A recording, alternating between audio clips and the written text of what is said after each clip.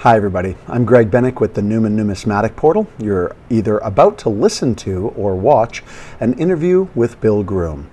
Now, Bill decided that he wanted to do an audio-only interview, and as is the case when I do an audio-only interview, I ask the interviewee to send some images so that the visual version of this can have some images to go along with it. It's pretty customary that somebody sends me 10 or 15 images over the course of the interview for people to watch as they listen to what the interviewee has to say. Bill Groom sent me 1,200 images. Now, all 1,200 didn't fit in the interview, but I did place, by my estimation, about 500 images of counterstamps and things related to counterstamps that he talked about. Those images just show in order, except when Bill is talking about a specific counterstamp. At those points, you'll see on screen the specific counterstamp that he's talking about. With no further ado, let's dive into that interview. Bill Groom on counterstamps. Hi everybody, my name is Greg Bennick. I am with the Newman Numismatic Portal. I do interviews for them. And today I'm going to be interviewing Bill Groom. Bill is an expert on counterstamps, and we're going to dive right into a conversation about this area of numismatics. Bill, hi, how you doing today? Hi, Greg. I don't know if it's fair to call me an expert. I might have some expertise, though. That works for me, and that works for all of our listeners too, so that's perfect. I was going to ask, what is a counterstamp? How were they used, and when were they most popular in terms of their production? Well, counterstamping actually goes back to ancient times. Coins were redenominated or different rulers. And anyway, well, I focus mainly on U.S. merchant counterstamps, and they were coins were stamped for a great variety of reasons. Some as little billboards, as Greg Brunk noted, to advertise their business, their service, their products. Sometimes coins were counterstamped by inventors testing their patent stamps. Coins were stamped for, dozens of reasons. I made a long list of why coins were stamped at one time. I don't know if I published that or not. I don't recall, but then the second part of your question, the 1850s counterstamping kind of exploded on the scene there. Gunsmiths, silversmiths, metalsmiths were the most commonly seen, but also there were taverns, all number of occupations. Early photography was starting then. People taking pictures and framing them and selling them, and oftentimes many of them stamped their frames. Gunsmiths stamped their guns, cutlers stamped their knives. The list goes on and on. And the coins sometimes were made for family members or friends or customers that have a coin, and the merchant would stamp it for them, and they would have it in their pocket and to show other people, hey, look what so-and-so gave me, and he did some work on one of my guns, or made some silver spoons for my wife and I. And a lot of times too, coins were stamped by masons. A great many of the people who stamped coins back then were masons, and they were trained in special trades, and many of them made their own stamps, or they had fellow masons create a stamp for them. And these would be, some of the collectors have probably seen Masonic pennies that were made. But even before that time, merchants might carry a stamp in their pocket as a form of introduction, as a card, almost like a business card, and say, hey, I stamped this and I'm in such and such a Masonic order. So it was a way of introducing or creating yourself, or creating conversation. And sometimes they would give them to a family member as a keepsake. This past year, I picked up what's the fourth known specimen of a Derringer counterstamp. It's on an 1826 half cent. And interestingly, in addition to the Derringer and Philada, short for Philadelphia, counterstamps on the coin, there are some initials on there. Well, one set of initials was TTD, so it occurred to me that might be a family member. Well, sure enough, Henry Derringer Jr., there in the 1830s, he had a son named Theophilus T. Derringer. So he created that coin probably for his son with his son's initials on it. This is amazing. So basically you're describing a situation where counterstamps were used as business cards, as calling cards, as souvenirs, or as essentially gifts sometimes. And you mentioned, of course, them being merchant counterstamps. There's others as well, and I know you mentioned going back throughout history others. And just for a moment, I figured we'd touch on, soldier ID tags, and were there other things that they were used for as well? And also, overall, what are the populations like per piece? Meaning, if it was just a merchant, a gunsmith, say, or a photographer, how many of these were made? Well, there were some people who stamped coins almost endlessly, and like one of them, Dave Bowers wrote about Dr. George G. Wilkins in Pittsfield, New Hampshire, and he just stamped a great number of coins. I highly recommend that book to anyone. It's about the mysterious Dr. Wilkins there. He was a dentist, but he had some other interests too. He'd like to tip the bottle a bit, but Dave has some interesting observations about this fellow. To answer your question, we had discussed beforehand, and I looked at my database about the populations of counterstamps. Well, I have, I checked out my database last night, and as of last night, I had 2,753 counterstamps listed in my database. Now, many of them are multiple pieces of the same individual who issued them, but out of that 2,753, I counted 2,058 pieces that there were less than 15 or fewer specimens known of any particular counterstamp. Huge numbers of people stamp coins, but very limited numbers of coins generally. So other than merchants, I mentioned soldier ID tags. Were they used for other things as well, or was it mainly merchant use throughout you said the 1850s and beyond? For the soldier ID tags, I've only ever seen and owned one of those. Soldier ID tags were produced by sutlers or die sinkers on medallic pieces, not really on coins, so it wasn't really a counterstamp per se. A counterstamp would be stamping upon a coin, but these were stamped medals that were carried by soldiers.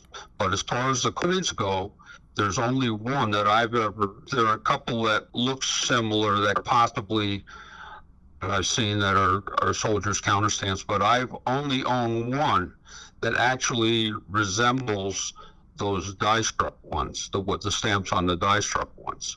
Now, there were stamping kits that they had to do those. I wrote the author of a book on those, and he never gave me a reply on it. But I was trying to investigate if he had seen any, but he has none listed in his book. So that really wasn't a common occurrence to see a counterstamp for a soldier. Very uncommon, very rare. You've referred to counterstamps in your emails with me as, quote, the final frontier of numismatics, end quote. There are thousands of counterstamps that have yet to be identified or connected with merchants or individuals. Is that what you meant by a final frontier? Yes, pretty much. And what I also meant was it's a frontier that really bears exploration and discovery. And it's wide open because there are thousands and thousands of counterstamps out there that have yet to be researched and identified. And that's the frontier, really, is getting to those pieces. And I know one of the things concerns me is people will look at a book and they'll take a book once something is in print as gospel, or if it's on a slab and says such and such on a slab, well, that's it. That's what it is. Well, that's not the case. Many pieces have been misattributed, and that's a problem. The Rudolph counterstamps is probably the one that bothers me the most, or causes me the most concern, because that whole attribution is based on a single advertisement of a druggist named Rudolph.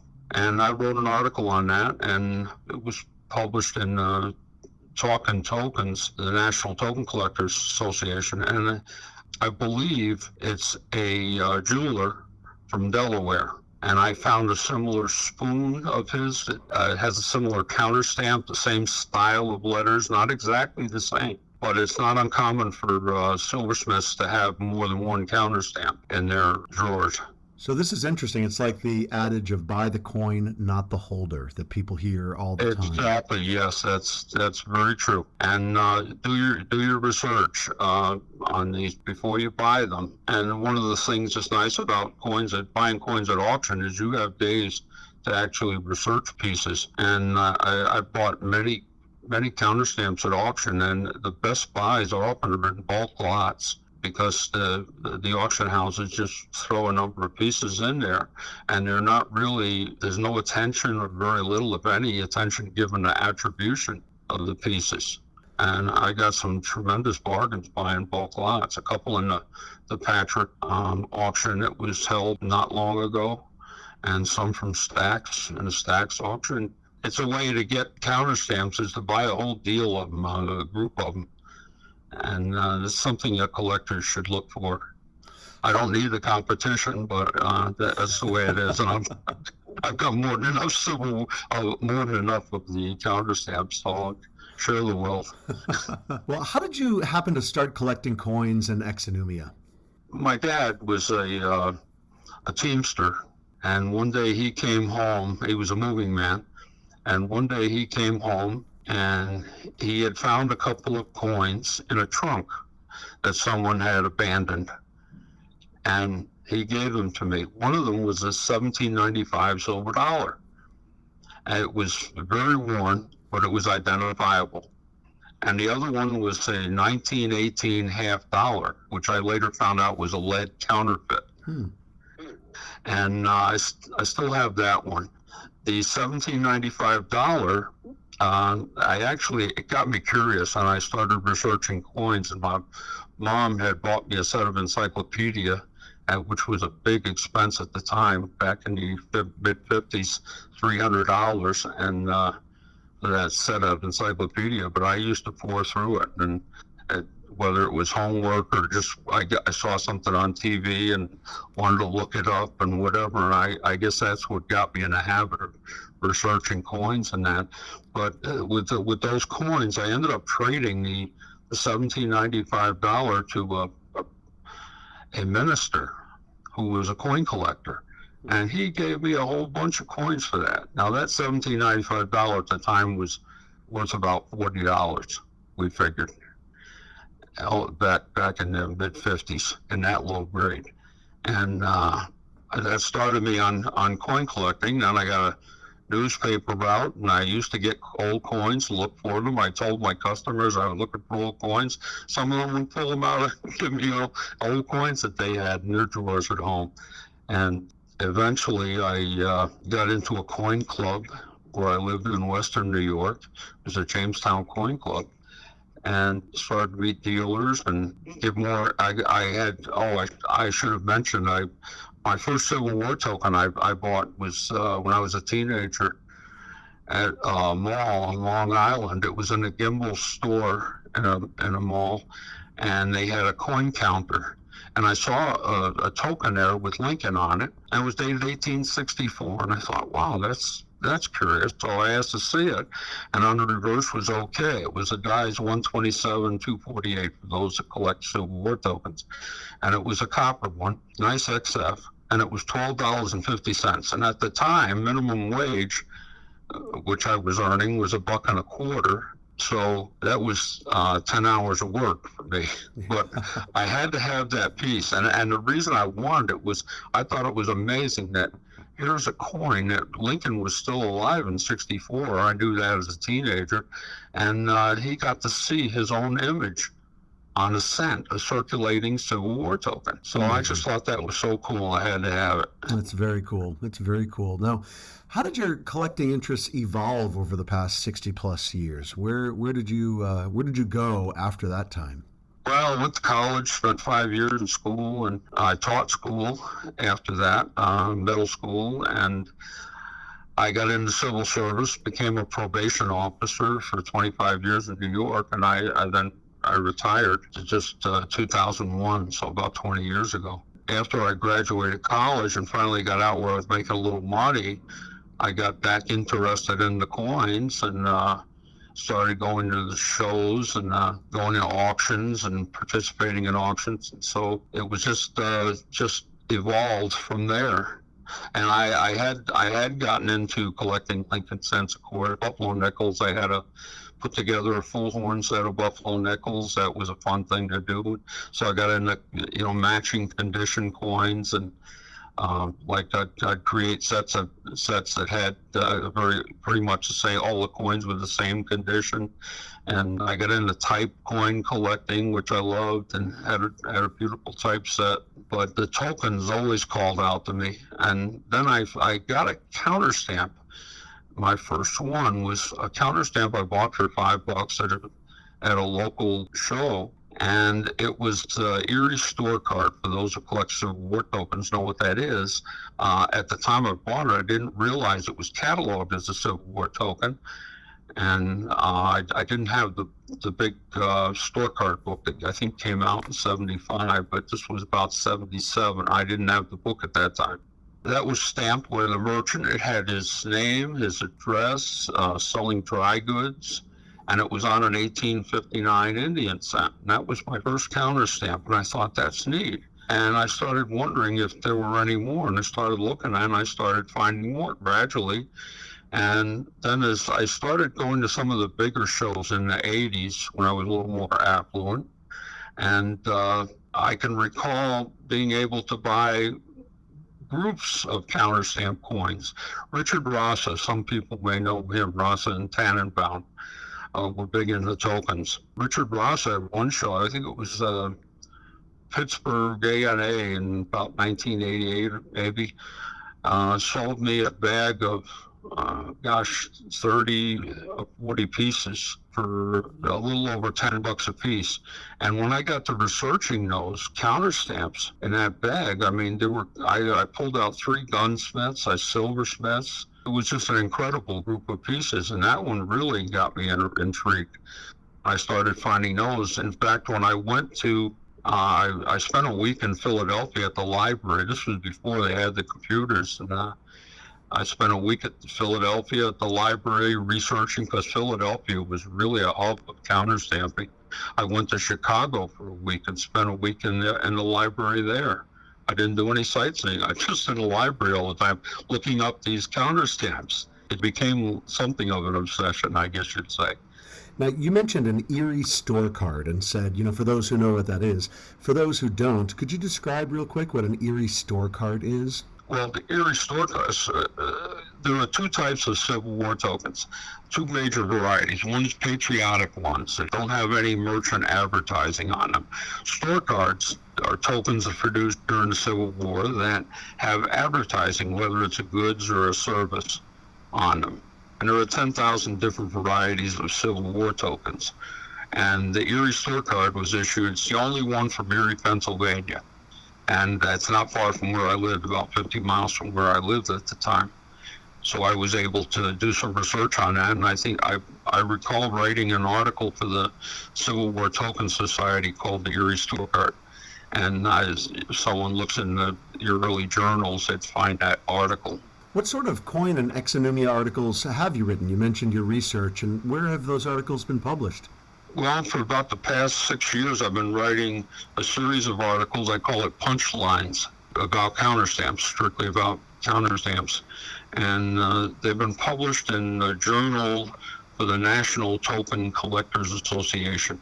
And the journal's called Talkin' Tokens.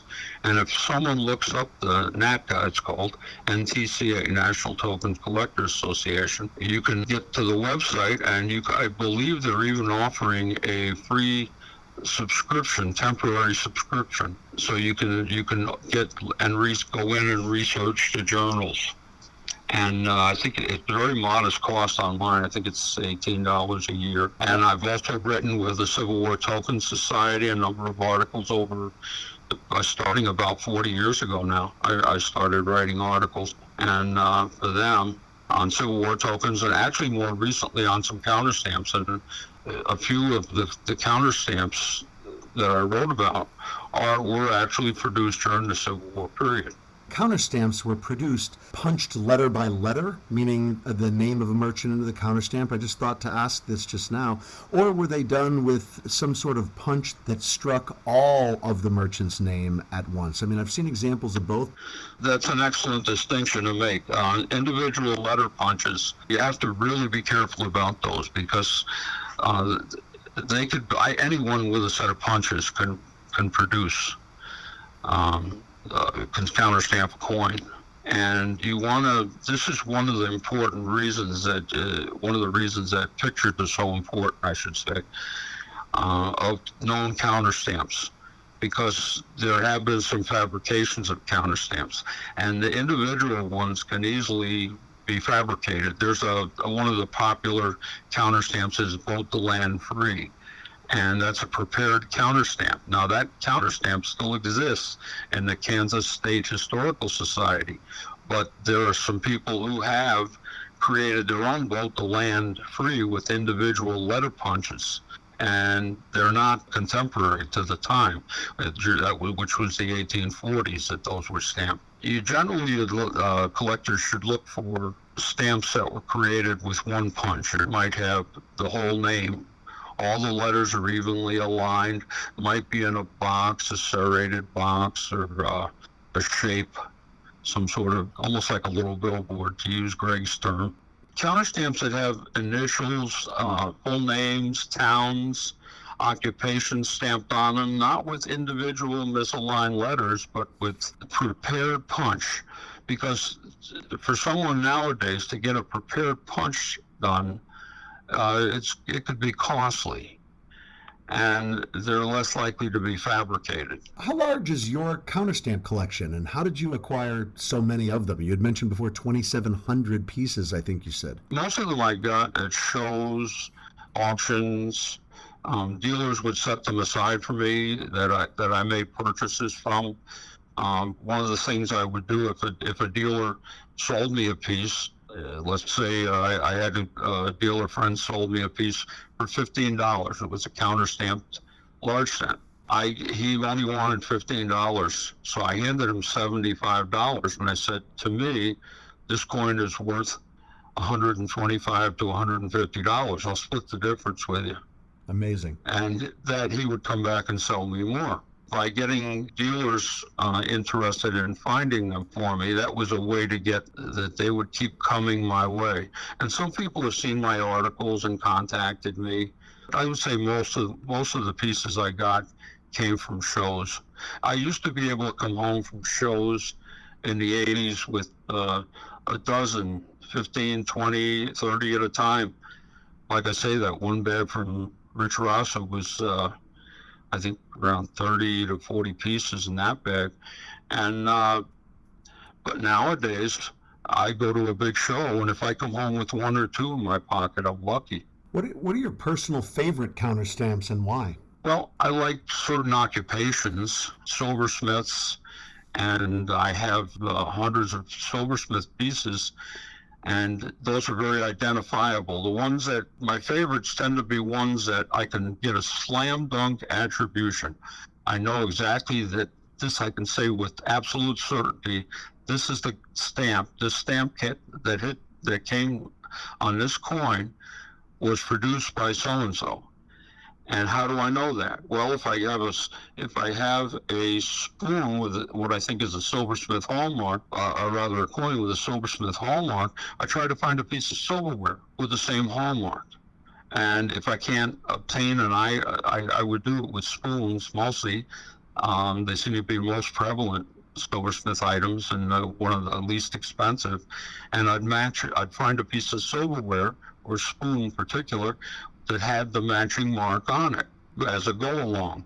Or if it's a knife, if I had it's a cutler, I find a knife that has the same stamp on the knife.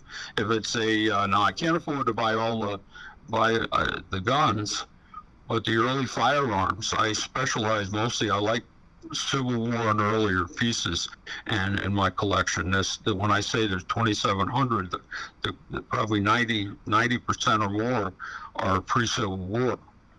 Now, the guns, I can't afford to buy all those expensive guns that cost, some of them, $100,000 for a gun, but I can afford the counter stamp.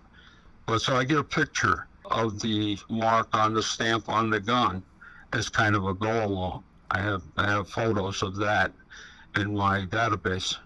It's fascinating that you brought this up because I was going to mention and ask about the ways that people collect counterstamps. And I know that my counterstamp collection consists of a grand total of 2 pieces. Counterstamp by J.L. Polymus, who was a druggist during the Gold Rush era from Sacramento, California. And I'm fascinated by the idea that maybe I would find an empty bottle of a tincture that he produced or something related to his store. And I never thought about that until you were just mentioning connecting a counterstamped coin with a firearm, perhaps, that was stamped by the same person who stamped the coin. It's a really fascinating way to collect. Do you think that there's a lot of people who collect that way, with that historical approach to collecting counterstamps? For sure. And I think a lot of another one that I particularly like are the photographers, the early photographers. And I look for the ambrotypes, the daguerreotypes they're called, these early tintype photographs. They're in little frames, and people probably see them in antique shops. Some of those frames are stamped. So I've been matching up, finding coins with the same stamp, and then buying a photograph stamped by that same photographer. It's kind of interesting. You look at the coin, you see the stamp, and you look at the photograph, and you think, gee, that person in that photograph was looking at the guy who stamped this coin. That's amazing, and it truly is. And one of my favorite aspects of coin collecting is when a coin tells a story above and beyond just what the coin is. And, I collect error coins. So every error, in terms of major error coins, certainly has some story behind it, even if the story is just the manufacture of that coin. And in terms of a counterstamp, a large cent, for example, might not tell the story of its manufacture, but with a counterstamp on it, it certainly does, in a way, tell the story of why that coin exists with that counterstamp. So I'm fascinated by the idea of connecting the history of that counterstamp with the actual history of the person who made it. I love that idea. It's even more than that, Greg, when you think about it, because many of the articles that I've written have backstories, and that's what I find fascinating. Gunsmith who committed suicide.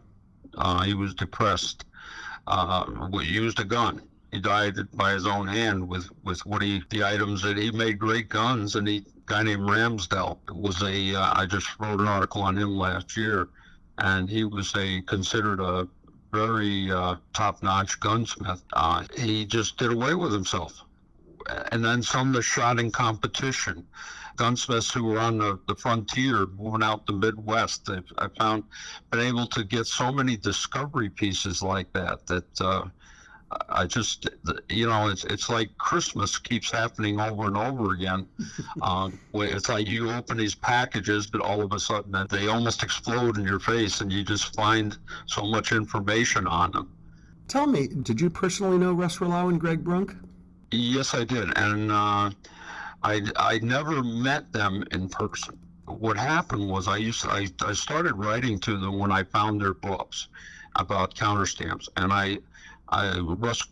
they both credited me with providing information for their books, and they're among the many contributors. And I wrote letters to them, and they replied. I would say I tried. I made a trip to Wisconsin to visit a friend, and I tried looking up Russ Rallau. He was up there in years, and I think it was not long after that he passed away. And but he wasn't to be. I couldn't get hold of him.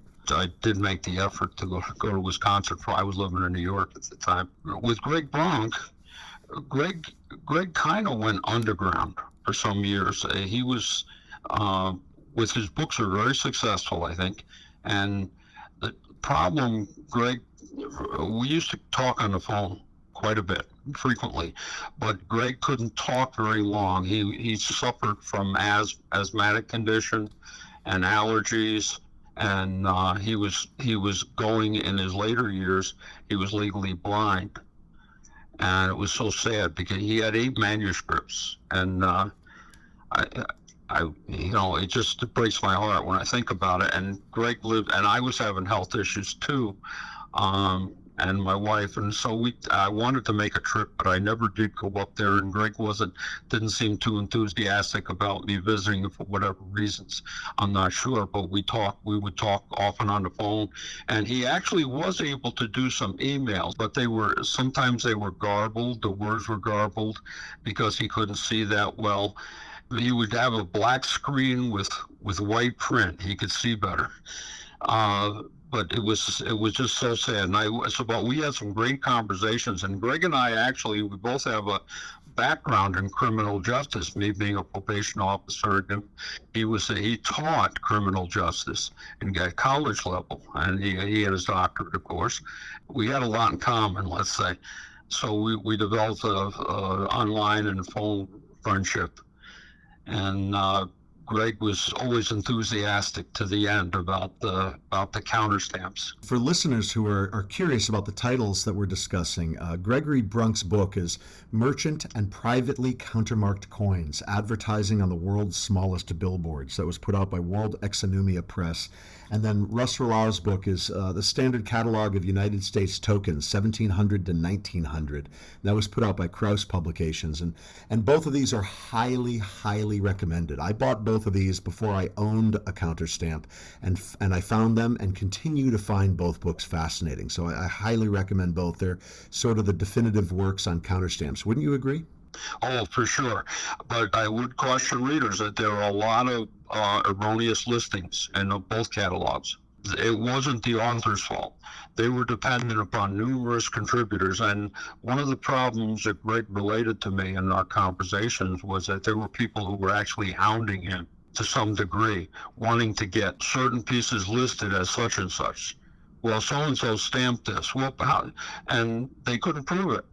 And I think there were times that I think either Greg or Russ relented and did list it as such and such, but later on found out that was incorrect. And there are still pieces that were never corrected that were listed and published.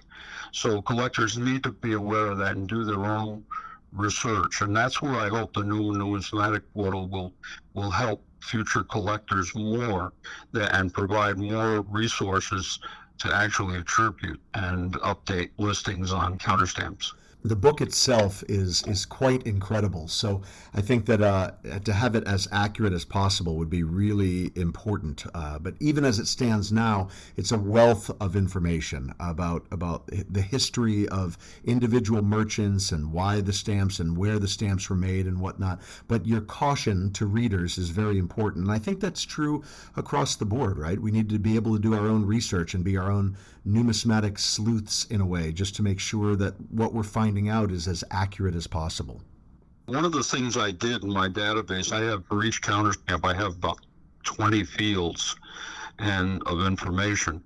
I am hoping that eventually that'll end up on the numismatic portal there. One of the fields I call a proof scale. And in other words, this regards attribution. A zero, if I have a zero in that box, it means there's probably no way this piece is ever going to get attributed. If I have a 1, it means, well, this one could probably be attributed, but there are so many people that this could be that it's gonna have to we're just at that level. If it's a 2, I've narrowed it down to maybe 2 good candidates that might have stamped that piece. Now it's not either or, but it's probably one of these 2. And if it's a 3, then I've narrowed it down pretty much by most of the evidence points to the stamp having been produced by one person. And it may not be correct, but the evidence suggests same. And then a 4 would be, this is a slam dunk attribution. We've absolute proof. I've got let's say an invention was stamped by this same fellow, a photograph, a gun, a coin, a silver piece of silverware, whatever. This mark exists. the same mark exists elsewhere, and we can nail it down, say, this is the guy. That's a 4. What I love about your detective work about these pieces is that it makes coin collecting, counterstamp collecting, an active rather than passive process. Meaning I could certainly go on eBay right now or find an auction house and start buying counterstamps and just filling drawers with them. But I love the active engagement that you have put into this work, and the idea that you are not just buying the coin, but then researching the history of it and connecting it to actual history and then trying to authenticate that attribution. Would you say that's the most important aspect of collecting counterstamps, the attribution process? Well, sure, because that's where all the meaning is. That's the meaning of the piece, the history behind it. How can you say that the history is valid if you can't prove this is a guy? I wrote an article on a slave named Lewis Temple. I have 2 of his counterstamps, L. Temple, and for years I struggled with being able to say that he was the actual person who stamped these coins, because I found 2 L. Temples. There's one of the important things is to have a lot of research material at your hand. One of the books, the early directories that I find most helpful, because counterstamping was at its peak in the 1850s. So if you find directories, there's a New England directory from 1856, covers the New England states. Well, there are 2 temples listed in the 1856 directory. One of them was a Levi temple, and he was a blacksmith in a little town in Maine. And the other was Lewis Temple, Lewis Temple. And he was also a blacksmith, but he was in New Bedford, Massachusetts. And my suspicion was that Lewis was the fellow who stamped those 2 coins that I was able to acquire over a period of time. I think I got them about 5 years apart. I was always looking. One thing, when I find one specimen of a counterstamp, I always look for a second. I try to keep in mind, because then, this fellow stamped more than 1 coin. It might have been a business connection, or it substantiates the attribution maybe. But anyway, getting back to Lewis Temple, I found out that he was not just a simple blacksmith, but he produced harpoons for the whaling industry. And he was a black man. He escaped slavery, found his way into New England in about 1829, married, opened a blacksmith shop. He had blacksmith skills that he learned while he was a slave. I have some he has got his last name probably. Temple came from the plantation he was on. He was from the Temple plantation. Well, Lewis had heard about, talking with whalers about harpoons that had a toggle head, and he started producing them. So when the harpoon got into the whale, a pin would snap, a little wooden pin, and the end of the spear end would flip 90 degrees, and they could reel the whale in then. Well, his harpoon doubled the whaling rate. So for years I was looking for one of those harpoons to see if he stamped it. Well, sure enough, there are a couple of harpoons that he stamped. And the stamp, I had to get close-up pictures of the stamp, and I show in my article the close-up pictures and how they match. If you look at the letters, a couple of the letters are very distinctive, and you can see the points that match in the letters. This is incredible. And for anyone listening, if that story just on its own didn't inspire you to read Bill's articles, I'll tell you personally that before we did this interview, that Bill sent me some articles and in some emails said, hey, would you like to read some articles? Well, I flew to England last week and then flew back the other day. And while on the plane, read a dozen or so of your articles, all of them entertaining, all of them engaging, all of them with a story behind them. I would highly recommend that listeners seek out Bill's articles and just read them and enjoy these historical stories or analysis of different counterstamps. Just fascinating. I love the harpoon story. I think it's quite incredible and really ties into what we were speaking about before, about connecting history with the coin itself. So what advice would you offer to other counterstamp collectors?